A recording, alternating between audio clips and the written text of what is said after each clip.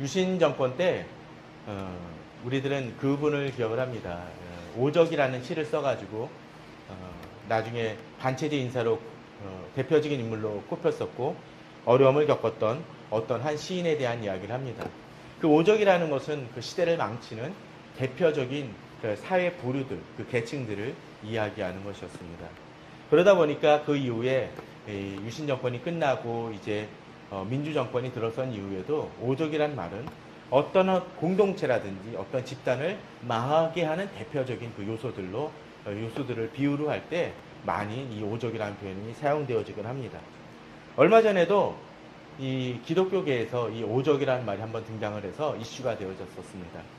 어떤 가정사역을 담당하는 그 유명하신 어떤 목사님이 예배를 망치는 오적을 예를 들면서 몇 가지 요소들을 들었습니다. 그 중에 한두 가지 중에는 뭐 드럼이라든지 뭐 기타, 일렉트릭 기타 같은 거를 예를 들기도 했습니다. 그러다 보니까 그 기사를 가지고 그 말을 가지고 여러 가지 이제 댓글을 달기도 하고 공유하면서 어떤 사람들은 찬성, 어떤 사람들은 반대를 했습니다. 드럼이라는 부분들을 그 목사님은 일종의 감상과 그 자극을 통해서 더욱더 사람들이 하나님께 예배드리기보다는 사람 자기중심적인 어떤 그런 모습들로 이끌어간다라는 측면에서 그 드럼이라는 것을 지적을 했습니다. 또 어떤 사람들은 정말 드럼이 예배를 망치고 한국교회를 망치는 것이냐, 그게 아니다. 그보다는 더 본질적인 것들이 있는데 아주 지엽적인 것을 가지고 왜 문제를 삼느냐라고 이야기를 합니다. 오히려 드럼이라는 부분들을 지적을 하는 것은 너무나 보수적인 시각들을 나타내는 것 아니냐라는 이야기였습니다. 저는 오늘 이 설교를 통해서 그분의 오적에 대한 그 표현이 맞다 틀리다라고 얘기하고 싶은 생각은 별로 없습니다.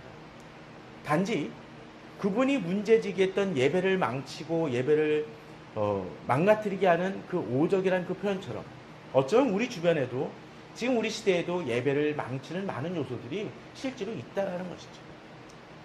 그런 측면에서 오늘 본문인 시편 115편은 우리가 예배를 드릴 때 어떻게 예배를 드려야 될지에 대한 예배의 본질은 무엇인지를 잘 보여주는 본문이라고 이야기를 할 수 있을 것 같습니다. 이것을 통해서 저희들은 이 예배를 한번 깊이 묵상해보고 우리들의 예배를 점검해보고 또 예배를 더욱더 주님 앞에 드리기 위한 부분을 점검해보는 시간을 갖기를 바랍니다. 오늘 본문에서 첫 번째로 1절은 이렇게 얘기를 합니다. 여호와의 영광을 우리에게 돌리지 마옵소서. 우리에게 돌리지 마옵소서. 오직 주는 인자하시고 진실하심으로 주의 이름에만 영광을 돌리소서라고 되어 있습니다. 그렇습니다. 오늘 본문은 바로 단도직입적으로 예배의 본질과 예배를 드리는 대상이 어느 분이 되어야 되는지를 명확히 설명해 주고 있습니다. 그것은 무엇입니까? 여호와의 영광을 우리에게 돌리지 마옵소서, 돌리지 마옵소서라는 얘기는 무엇입니까? 우리들이 어떤 때 어떤 일을 행하고 교회를 행하면서 그 초점이 누구에게 맞춰질 수 있다? 사람에게 맞춰질 수 있다는 것입니다. 저는 감히 얘기합니다. 한국교회의 많은 실패의 원인 중에 하나는 바로 하나님께 돌아가야 될 영광을 사람이 취하는 데 있습니다. 교회가 취하는 데 있습니다. 그러나 오늘 본문 속에서 시편 기자는 강하게 얘기합니다. 돌리지 마옵소서, 돌리지 마옵소서. 이거는 아주 강한 강조를 얘기합니다. 왜요? 오직 주는 인자하시고 진실하심으로 주의 이름에만 영광을 돌려야 된다는 것을 이야기하는 것입니다. 맞습니다. 예배의 초점은 바로 거기에 있습니다. 주께 돌려야만 진정한 예배가 됩니다. 그러나 그것을 잃어버릴 때 이미 예배는 죽은 것이 되어집니다. 우리는 여러 가지 뭐 드라마라든지 무슨 그 예능이라든지 영화 같은 데서 그런 부분 돌리지 않습니까? 주인공이 등장을 하는데 주인공이 아닌 엉뚱한 사람이 처음에 등장해가지고 막 빵빠레가 울려지는 그런 모습도 보지 않습니까? 그럼 어떡하죠? 아닌 게 확실히 되면 갑자기 중단을 합니다. 또 왕이 있는데 왕의 자리를 탐내서 그것을 차지하려고 하는 사람이 있으면 어떤 것입니까? 그건 구테타이고 반란이 되어집니다. 하나님께 돌릴 영광을 사람이 취하거나 어떤 공동체나 교회나 또는 목회자가 취한다면 이것은 반란이고 구테타입니다. 악해도 아주 악한 짓이죠. 예배의 초점은 주님께 맞춰줘야 됩니다. 물론 이것은 너무나 당연한 것이고 어느 교회든 우리는 그렇게 행하고 있다 할지라도 은연중에 그 초점이 잘못되어지는 경우들이 우리 주변에서 우리는 많이 봅니다. 하나님이 기준이 안 될 때가 많이 있다는 거죠. 만일 교회가 하나님께 제대로 영광을 돌리지 아니한다라면 이제 그 하나님께 돌려야 될 영광은 이제 교회만 하나님께 영광을 돌리지 못하는 것이 아니라 이 세상도 어떻게 할까요? 하나님께 제대로 영광을 돌리지 않게 될 수 있습니다. 2절 3절이 그것을 보여줍니다. 어짜여 문나라가 그들이 하나님이 이제 어디 있느냐 말하게 하리까라고 되어 있습니다. 하나님께 영광이 돌아가지 않을 때 어떤 일이 벌어진다고 얘기를 합니까? 사람들은 얘기합니다. 세상은 얘기합니다. 너희들 하나님이 어디 있느냐라는 거예요. 이 시대 교회가 욕을 먹고 하나님의 이름이 높아지지 아니하는 많은 이유 중에 하나는 교회조차도 하나님께 돌릴 영광을 제대로 돌리지 않기 때문에 그렇습니다. 예전에 교회 사역을 하다 보면 그런 경우들을 종종 보게 됩니다. 구역 예배 같은 경우들 그렇게 보게 되면 어떤 일이 이렇게 여러 가지 얘기들을 하고 나눔이 벌어지죠. 나누는 거 좋습니다. 어떤 데 가정의 문제, 자녀의 문제, 부부간의 문제를 나누는 건 좋은데 나누는 것을 넘어서 어떤 때 그 가족의 아내든 남편이든 이런 얘기를 하는 게 있어요. 자기 배우자에 대해서 단점을 얘기하는 정도를 넘어서 헐뜯거나 비방하는 경우들 많이 있죠. 우리 남편이 이래서 안 돼요. 아이 나쁜 사람 라고 얘기하는 경우도 있습니다. 저는 감히 그런 얘기를 해보고 싶습니다. 가정에서 자기 아내나 남편이 자기 배우자를 존중하지 않는다면 또 부모가 자기 자녀를 아끼지 않는다면 또 자녀가 부모를 존중하지 않는다면 그 부모나 자녀나 그 남편이나 아내는 밖에서 존중을 받겠습니까? 못 받는다라고 얘기합니다. 하나님도 마찬가지입니다. 하나님을 교회가 존중하지 않는다면 세상은 하나님을 존중히 여기지 않습니다. 가끔 페이스북이나 여러 가지 SNS에서 교회에 대해서 너무 비방하는 사람들이 있습니다. 또 하나님에 대해서 높이지기보다는 농담거리로 여기는 기독교인들도 종종 봅니다. 기독교인조차도 하나님께 영광을 제대로 돌리지 않는다라면 세상이 하나님께 영광을 돌릴 리는 너무나 막막합니다. 근데 왜 그렇게 들리지 않을까요? 바로 오늘 본문에서 나타난 3절 때문입니다. 오직 우리 하나님은 하늘에 계셔서 원하시는 모든 것을 행하신다니까. 이 사실을 잊고 있다라는 것이죠. 세상은 얘기를 합니다. 하나님이 어디 있느냐? 그 얘기는 뭡니까? 하나님이 침묵하고 계시고 하나님이 아무것도 행하지 않으시고 역사하지 않는다고 생각을 하는 거죠. 그러나 3절은 분명히 얘기합니다. 우리 하나님은 하늘에 계셔서 어디 있느냐는 답변에 하늘에 계시고 곧 세상을 다스리시고 원하시는 모든 것을 주도적으로 행하신다라는 것을 이야기하고 있다는 것입니다. 그런데 교회도 어떤 심지어 목회자도 성도들도 이것을 잊음을 통해서 하나님께 돌려야 될 영광을 자기가 취하는 어리석음을 범할 때가 자주 있다는 것입니다. 우리가 하나님께 영광을 돌릴 때 이 세상의 시각도 바뀝니다. 그렇다면 또한 하나님을 알지 못하는 세상들은 어떤 모습을 보일까요? 바로 이 4절에서 뒤에 본문이 8절의 내용이 그런 모습을 보여주고 있습니다. 자, 4절에 어떻게 되어 있나요? 우상들에 대한 이야기가 등장하고 있죠. 그죠? 그들의 우상들은 어떤 것입니까? 은과 금이라고 되어 있습니다. 또 그들에게 입과 귀가 있습니까? 있습니다. 입이 있고 귀가 있고 눈이 있고 손이 있고 발이 있고 목구멍이 있습니다. 근데 문제는 무엇입니까? 이것이 말하지 못하고 행동하지 못하고 손은 있지만 손이 되지 못하고 발이 있지만 발이 되지 못하고 입이 있지만 입이 되지 못하고 눈이 있지만 보지 못하고 귀가 있지만 듣지 못하는 그런 것에 지나지 않습니다. 그럼 뭘까요? 여기 자동차 똑같이 생긴 하나가 있습니다. 그런데 그것이 움직이지 못하고 바퀴가 굴러가지 않는다면 무엇입니까? 그걸 우리는 모형이라고 얘기합니다.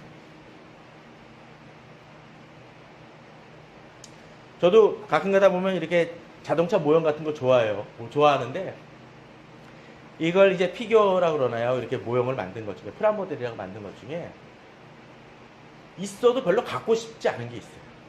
이게 뭐냐면, 자동차 모델이긴 한데 바퀴가 안 굴러가. 또 문이 있는데 열리질 않아. 그런 거는 일단 관심 제외입니다. 에이, 비슷하지도 않네라고 얘기합니다. 왜 그렇습니까? 자동차 같지 않기 때문이라는 거죠. 우리가 아무리 좋고 그럴싸하게 만든 자동차가 있다 할지라도 그게 모형이 지나지 가지 않는 거라면 의미가 없습니다. 음식점에 가서도 마찬가지입니다. 음식점에 가서 정말 맛있는 음식점이 있는데 그 앞에 진열대 위에 놓여있는 게 있죠. 냉면이 있고 뭐 요새같이 더울 때는 모밀 소바 같은 게, 메밀소바 같은 게 있어요. 이렇게 젓가락 딱 든 모양. 근데 그걸 먹을 수 있습니까? 먹을 수 없죠. 플라스틱 같은 거 지나지 않습니다. 그것이 아무리 그럴싸하게 보인다 할지라도 그건 무엇입니까? 우리에게 도움이 되지 아니하는 것입니다. 세상의 우상들이 그렇다라는 것입니다. 그들의 우상은 눈이 있습니다. 귀가 있습니다. 입이 있습니다. 손이 있습니다. 발이 있습니다. 그러나 그것들은 그저 죽은 존재이고 전혀 움직이지 못하고 내게 도움이 되지 못하는 존재라면 그것은 결코 우리를 구원할 수 없고 우리에게 짐이 될 뿐입니다.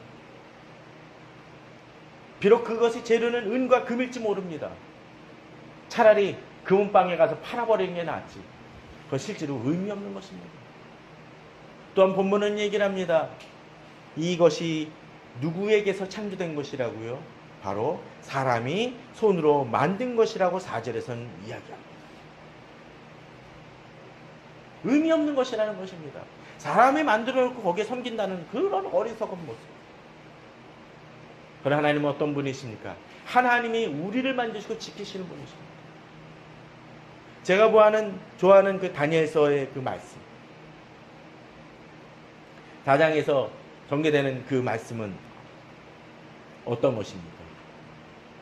바로 다니엘의 그 친구들이 느부갓네살 왕이 만든 금신상에 절하지 아니하는 모습이 있지 않습니까? 저는 그 구절들이 언제나 인상적입니다. 절을 하지 않자 느부갓네살 왕은 이야기합니다. 내 신, 내가 만든 신, 내가 섬기는 신을 니들이 절하지 않냐는. 자기가 만들어 놓고 자기가 섬긴다고 자기 자신도 고백합니다. 자기가 지키지 않으면 지킬 수 없는 신입니다. 그에 반해서 이 사드락 메삭 아벳느고는 뭐라고 이야기를 합니까? 나의 하나님이라고 얘기합니다. 그리고 그 하나님을 자신이 지키는 게 아니라 그 하나님을 어떻게 합니까? 자기를 지킨다고 얘기합니다. 신의 레벨이 다르다. 이 세상에 많은 신들이 바로 그렇습니다. 우리가 지키는 신입니다. 그러니까 아둥바둥되고 불안합니다. 그러나 하나님은 우리를 지키시는 분입니다. 우리가 불안해하고 또 우리가 평안하고를 떠나서 하나님은 우리를 지키시는 분입니다. 그러기에 오늘 시편 기자는 8절에서 분명하게 얘기합니다. 우상들을 만드는 자들과 그것을 의지하는 자들이 다 그와 같으리라. 똑같다는 거죠. 그들의 수고가 어떤 것입니까? 다 쓸모없는 것임을 이야기합니다. 우리가 자주 넘어지고 우상의 초점이 흐려지는, 예배의 경배의 대상에 초점이 흐려지는 것은 하나님을 의지하고 하나님께 경배드려야 된다는 것을 잊는 것도 되어지고, 또한 하나님께 드릴 대상을 우상에게로 초점을 바꾸고 그것을 쫓는다는 데 문제가 있습니다. 하나님이 어떤 분인지를 알 때 우리는 우상을 버릴 수 있습니다. 그럼 하나님은 어떤 분입니까? 우리가 어떤 분입니까?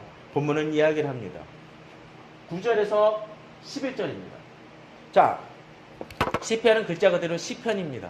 시라는 거죠. 그러다 보니까 어떤 구절에 대해서 반복적으로 그 표현을 사용하는 경우들이 있습니다. 오늘 본문도 그렇습니다. 자, 오늘 본문에 보게 되면 세 가지가 반복이 되어집니다. 첫 번째 어떤 것입니까? 9절, 10절, 11절을 보게 되면 여호와를 의지하라. 또 여호와를 의지하라. 여호와를 의지하여라 라고 되어 있습니다. 자, 또 그 다음 어떤 것입니까? 그는 너희의 도움이시오. 또 그는 너희의 도움이시오. 그렇게 되어 있죠. 또한 어떤 것입니까? 너희의 방패시로다 라고 되어 있습니다. 이렇게 계속적으로 반복하여 이야기하는 것은 어떤 것입니까? 바로 하나님만이 우리에게 예배의 대상이고 또 하나님만이 우리가 의지할 분임을 얘기해 줍니다. 앞서 우상들은 우리에게 어떤 영향력을 발휘합니까? 아무것도 행하지 못합니다. 그에 반해서 하나님은 어떤 분? 우리가 의지할 대상임을 보여주고 있습니다. 의지해야 될 사람을 의지해야 됩니다. 우리가 만일 여기 조그만 아기 한 대여섯 살짜리밖에 안 된 아이가 이 깡패들이 한 10명 있는데 그 깡패한테서 나를 지킬 걸 생각하는 사람이 있다라면 그건 어리석은 사람이죠. 그죠? 그러나 한 무술에 고수 있고 그런 사람이 한 서너 명 있다라면 우리는 든든할 것입니다. 여호와를 우리가 의지할 수 있는 이것은 바로 우리를 지키시는 분이기 때문입니다. 바로 그것을 이 본문 속에서 계속적으로 보여주고 있습니다. 여호와를 의지하는데 그분은 어떤 분이십니까? 우리의 도움 되시는 분이죠. 나를 도우시는 분이라는 거죠. 아무리 힘센 사람이 있어도 뭐합니까? 그 사람이 나를 돕지 않는다라면 그 사람은 내게 무의미한 사람입니다. 하나님께 기도하는 이유도 마찬가지라는 거죠. 우리가 어떤 사람을 안다고 했었을 때 예를 들면 어느 문재인 대통령을 안다고 해봅시다. 문재인 대통령을 아는 것이 내게 도움이 됩니까? 당장 도움이 안 될 수 있어요. 물론 문재인 대통령 청탁도 잘 안 받는다고 하니까 모르겠습니다. 만일 어떤 권력자가 하나가 있다고 봅시다. 돈이 많은 사람이고 자기 마음대로 재산이 있는 사람이 그 사람에 대해서 내가 안다고 했었을 때 그 사람이 내게 아무 돈도 빌려주지 않거나 필요할 때 도움을 주지 않는다면 의미 없는 사람입니다. 그러나 나의 절친이야. 또는 나의 아버지야. 그러면 어떻게 됩니까? 그 아버지는 내게 안다라는 것은 내게 직접적인 도움을 주고 공급원이 된다는 얘기죠. 여호와를 의지하라는 얘기는 바로 이 도움에 대한 원칙 때문에 그렇습니다. 또한 이분은 어떤 분이십니까? 나의 방패가 되시는 분이십니다. 주변에서 공격할 때 우리를 막아주신다는 거죠. 방패가 되어주신다. 화살이 날아올 때 영화 속에서 보면 그렇지 않습니까? 막 날아오는데 누가 확 뛰어가지고 대신 맞아주고. 그걸 보디가드라고 얘기를 하죠. 충성된 신하라고 얘기합니다. 주님이 나에게 어떻게 방패 되어주신다고 되어 있습니다. 우리가 여호와를 의지하고 주께 예배 드릴 수 있는 이유가 어떤 것입니까? 바로 나의 도움이시고 방패 되시는 분이기 때문에 우리가 그분을 의지하며 나아갑니다. 그런데 여기서 한 가지 우리가 또 한 가지 주목해야 될 것이 있습니다.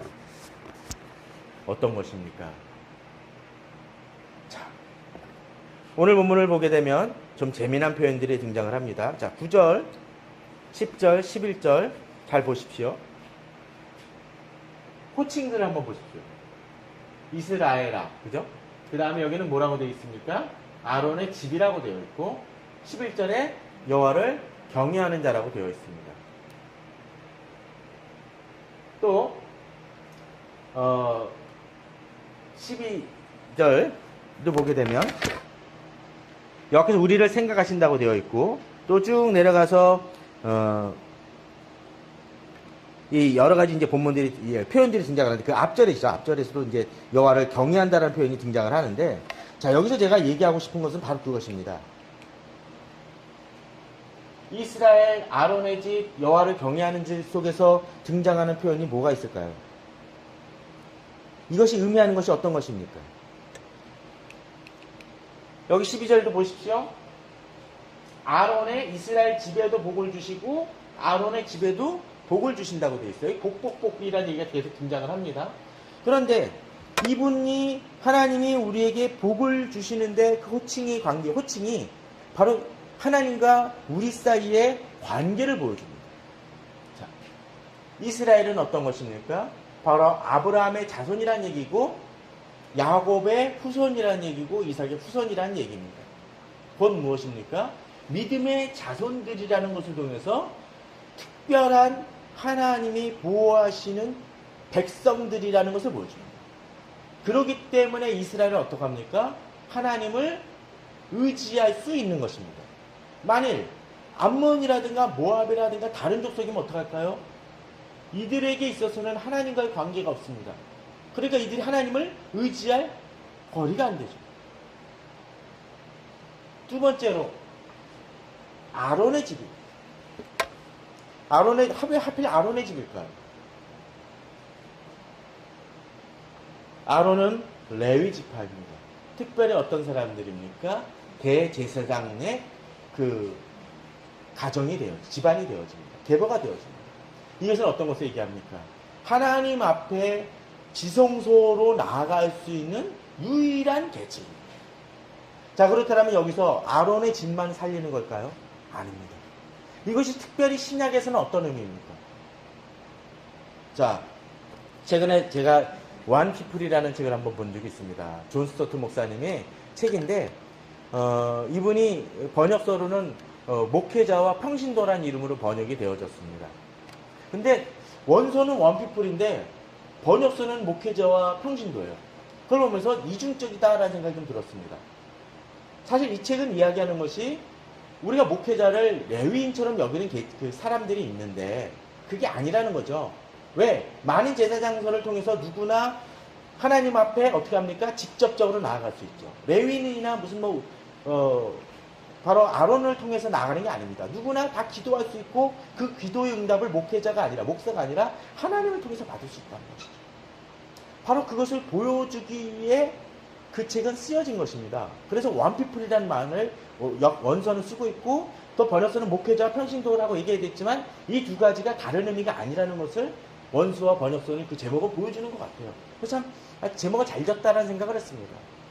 제가 굳이 이 이야기를 드리는 이유 중에 하나는 자, 그렇다면 지금 아론의 집에 속한 사람들이 누굽니까? 바로 우리 자신들이라는 것입니다. 특별히 아론의 집은 다시 얘기 드리지만 뭐 하는 사람입니까? 하나님께 제사를 주도하는 사람입니다. 그렇다면 이 아론의 집 안에서 우리가 생활하고 우리가 해야 될 직무는 무엇입니까? 바로 예배 드리는 자들이라는 거죠. 그렇기 때문에 우리는 어떤 존재입니까?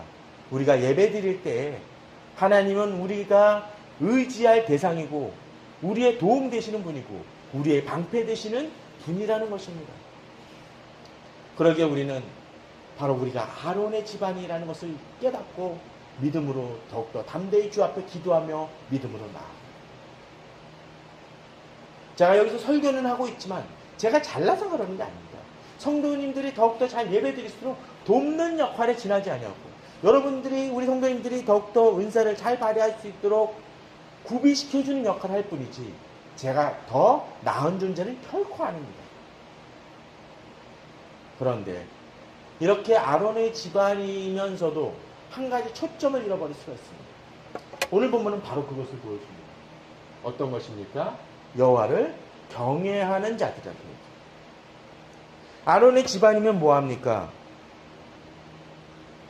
아까 1절에서 나왔던 것처럼 여호와의 영광을 우리에게 돌리지 마옵소서 하는 것처럼 어떤 사람들은 여호와를 경외하는 것이 아니라 자기에게 초점을 맞추는 사람들이 있을 수 있습니다. 그러나 예배드리는 자는 어디에 초점을 맞춥니까? 하나님을 경외하는 자들.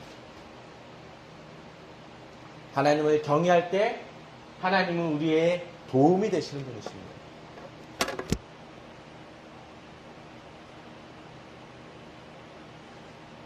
저는 그런 생각을 해봅니다. 앞서 얘기 드렸던 존 스토트의 목회자와 평신도를 보면서 목회자가 비록 예전에 레위 지파는 아니고 제사장은 아니지만 역할이 있다라는 얘기를 존 스토트는 계속 얘기를 하면서 목회자의 역할은 그들을 구비시키는 영적 리더의 역할을 한다라고 이야기를 하고 있지만 문제는 이 시대에 목회자가 영적 리더의 역할을 해야 되지만 목회자가 제대로 그 역할을 제대로 안 하면 뭐합니까?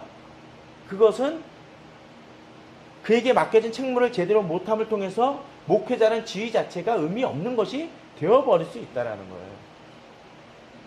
마치 아론의 집안도 여호와를 경외하는 집안이 되어지지 못한, 경외하는 사람이 되어지지 못한다면 아론의 집안이어도 의미 없는 사람이 되어집니다. 그래서 본문은 12절에서부터 16절에는 그렇게 얘기합니다. 여호와께서 우리를 생각하사 복을 주신다고 되어 있어요. 복을 받는 사람들 어떤 사람들입니까? 아까 얘기했던 것처럼 이스라엘도 있고 아론의 집도 있습니다. 그죠? 또 13절에서는 여호와를 경외하는 자들에게 복을 주신다고 되어 있습니다. 앞서 얘기했던 의지하고 여호와를 의뢰하고 그런 사람들 집단이 어떤 사람들이에요? 바로 이스라엘, 아론의 집, 여호와를 경외하는 집단이 바로 겹치는 모습이 등장하죠. 그렇게 의지할 때 우리에게 어떤 것이 임한다고요? 복이 주어진다라고 본문은 이야기를 하고 있습니다. 여기에 예배의 힘이 있습니다. 예배하는 자에게 주어지는 놀라운 복이 있습니다. 자, 14절 재미난 표현이 등장을 합니다. 13절입니다. 자, 높은 사람이나 낮은 사람을 막론하고 여호와를 경외하는 자들에게 복을 주시리로다. 자, 그럼 이 얘기는 역으로 좀 반대적으로 얘기해 보죠. 높은 사람이나 낮은 사람이라 할지라도 여호와를 경외하지 않으면 복을 받습니까? 못 받습니다.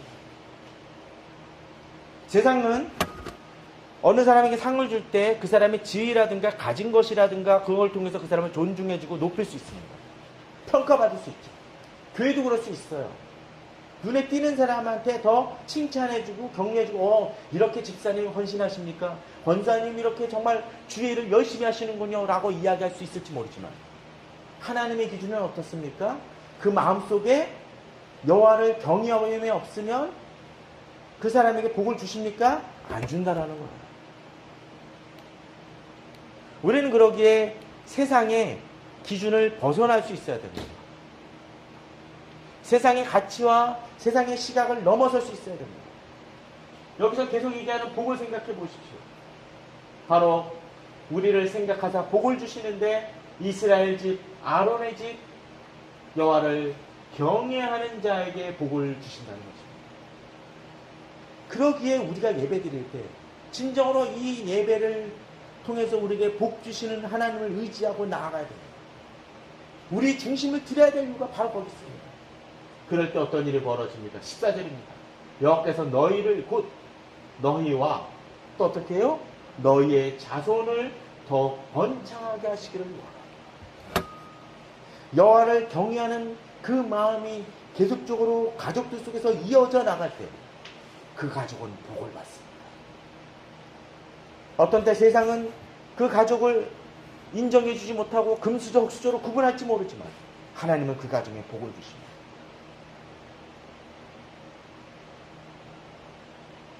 바로 여기에 우리가 예배 드릴 때 하나님이 부으시는 놀라운 은혜가 여기 주어지는 것입니다. 천지를 지으신 여호와께 복을 받습니다. 저는 우리 성도님들이 그 여호와를 경외하면서 이러한 놀라운 축복을 받으시는 우리 성도님들 되기를 바랍니다. 그런데 오늘 이제 17절, 18절에서는 이제 마지막으로 이렇게 얘기를 합니다. 좀 엉뚱해요. 죽은 자들은 여호와를 찬양하지 못하나니 적막한 데로 내려가는 자들은 아무도 찬양하지 못하리로다. 우리는 이제부터 영원까지 여호와를 송축하리로다. 할렐루야. 자, 여기서 던져주는 포인트는 어떤 것일까요? 죽은 자들은 어떻습니까? 찬양하지 못한다는 것입니다. 우리 주변에는 많은 사람들이 존재합니다. 또 그리고 우리는 그들에게 주님을 알지 못한다면 전도를 하거나 주님을 알기를 원합니다. 그 이유가 무엇입니까? 그들이 살아있을 때 주님을 만나는 길을 원한다는 것이죠. 어떤 사람은 죽기 전에 아슬아슬하게 믿으면 되지라고 얘기를 하지만 그 죽는 순간은 누구도 자기가 언제 죽을지 알지 못합니다. 그러면서도 사람들은 내가 죽을 때를 자신이 정할 수 있다라고 착각을 합니다. 자기 인생을 생각하죠. 우리는 야고보서를 통해서 그것이 불가능한 것을 보지 않았습니다. 예배도 마찬가지입니다. 죽은 자들은 여호와를 찬양하지 못합니다. 적막한 데 내려가는 자들도 아무도 찬양하지 못할 것이라고 얘기합니다. 그렇기 때문에 우리는 어떻게 해야 됩니까? 살아있을 때 찬양을 해야죠. 예배의 기회는 아무 때나 주어지는 게 아니라는 것입니다. 내가 살아있을 때, 기회가 있을 때 붙들어야 된다는 거죠. 지난번에도 한번 지난주도 얘기를 한번 들었습니다. 예전에 교회 생활 하다가 교회를 떠나서 계속 예배 드리지 않는지. 제가 주일날이면 아는 지인한테 계속적으로 문자를 보냅니다. 오늘은 예배 드려라. 이제 내가 장마가 됐으니까 맨날 등산 가고 그러길래 오늘은 비도 오니까 구줄 때 더 예배를 드려라. 들었는지 안 들었는지 잘 모르겠습니다. 어쩌면 그분은 계속 그런 생각을 할지 모릅니다. 자기가 다시 하나님께로 돌아갈 기회가 있을 것이라고 얘기를 할 것입니다. 저는 그러기를 바랍니다. 그러나 계속적으로 그 마음을 갖는다면 어쩌면 영원히 돌아가지 못할지도 모른다는 그 두려움을 우리는 알아야 돼요. 이 예배도 마찬가지입니다. 지금 이 예배 시간은 너무나 우리 성도님들에게 중요한 순간입니다. 내가 지금 주님께 예배드리고 복을 받을 수 있는 기회라는 것이죠. 이 기회를 가볍게 여기지 마시기 바랍니다. 우리가 매일매일의 예배에 있어서 더욱더 주님께 초점을 맞추고 주님께로 향해야 될 이유는 바로 이 이유입니다. 우리는 이제부터 언제? 지금부터 언제까지? 영원까지 여호와를 찬양하리로다. 이 기회를 깨닫지 못하는 사람들은 그렇게 시간을 허비하다가 자신의 죽음에 이르러서야 그 기회를 상실한 것을 알고 후회하며 방황합니다. 그러나 하나님을 경외하고 하나님이 어떤 분인지 아는 사람들은 주님을 경외함을 통해서 주께서 우리에게 베푸시는 놀라운 축복을, 은혜를 경험하게 될 것입니다. 그러한 축복을 평생 동안 누리시고 가족에게도 온 그 축복이 넘치도록 임하시는 우리 성도님들 되시기를 주님의 이름으로 축원합니다. 다 같이 기도하시겠습니다.